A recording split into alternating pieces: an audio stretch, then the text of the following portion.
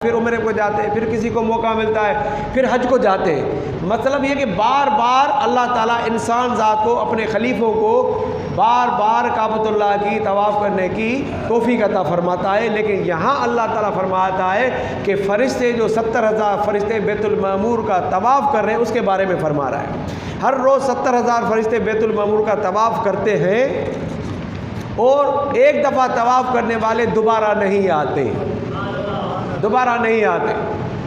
अब वो है भी आसमानों पर, फरिश्ते भी उधर ही हैं। वो बैतुल मामूर जो काबतुल्लाह की शक्ल का है या उसी जितना है या जो भी बना हुआ है, इसकी वजाहत अभी मुझे मालूम नहीं, लेकिन वो जो बैतुल मामूर है जो अल्लाह ताला का वहाँ का घर है, उसके ऊपर दोबारा उनको बारी नहीं आएगी। अल्लाह ताला की बारगाह में इतने फरिश्ते मौजूद हैं।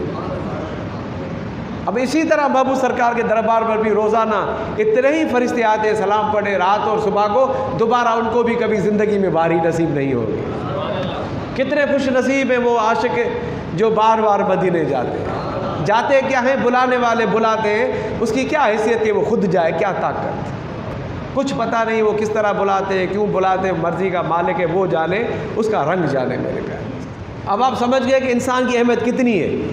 फरिश्ते कह रहे थे उसको नहीं भेजो, अब खुद फरिश्तों को अल्लाह ताला कह रहा है तुम्हारी बारी दोबारा नहीं आएगा, लेकिन मैं दुनिया में जिस इंसान को खलीफा बना के भेज रहा हूँ अपना, उनको मैं दोबारा बार बार मौका अता करता रहूँगा। इतना अल्लाह अपने बंदों से प्यार करता है, क्योंकि फरिश्तों के पास वो शैतान नहीं जाता, वो गुनाह नहीं कर सकते, वो पाक है गुनाहों से। लेकिन इंसान के लिए आजमाइश के लिए अल्लाह ताला ने शैतान को भेजा, होता रहे बंदा आजमाता रहे एक दूसरे को। तो इसी तरह इंसान बड़ा कमज़ोर और जल्दबाज है, इसी तरह अल्लाह ताला ने इस इंसान की बख्शिश के लिए हज़ारों रास्ते खोल दिए मेरे प्यारे, दरवाजे खोल दिए। नमाज़ पढ़ो तुम्हारे गुनाह माफ़, रमज़ान के रोज़े रखो तुम्हारे गुनाह माफ़, शब बारात की रात आ रही है उसमें तुम नवाफिल पढ़ो, इबादत करो तुम्हारे गुनाह माफ़, उम्रा करो, हज करो तुम्हारे गुनाह माफ़, दुरूद व सलाम पढ़ो तुम्हारे गुनाह माफ़, दुरूद व सलाम पढ़ो तुम्हारे गुनाह माफ़, इस्तग़फ़ार की तस्बीहात पढ़ो तुम्हारे गुनाह माफ़, अल्लाह वालों को देखो, नेकों की महफिल में बैठो तुम्हारे गुनाह माफ़ मेरे प्यारे। और क्या चाहिए, अल्लाह ने खुद ही रास्ता बनाया, खुद ही रास्ते का हल भी बताया। एक तरफ दोज़ख को बना के बताया कि ये तुम्हारे गुनाहों की सज़ा है, एक तरफ जन्नत को बना के बताया कि ये तुम्हारे गुनाहों से जब तुम माफ़ी तलब करोगे तो तुम इस तरफ चले जाओगे।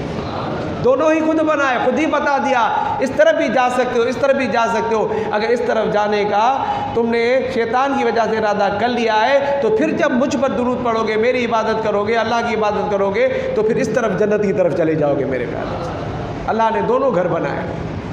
तो कोशिश किया करें हम रोज़ाना के मामूलात में अल्लाह की इबादत को ज़रूर शामिल रखें, कुछ भी हो जाए।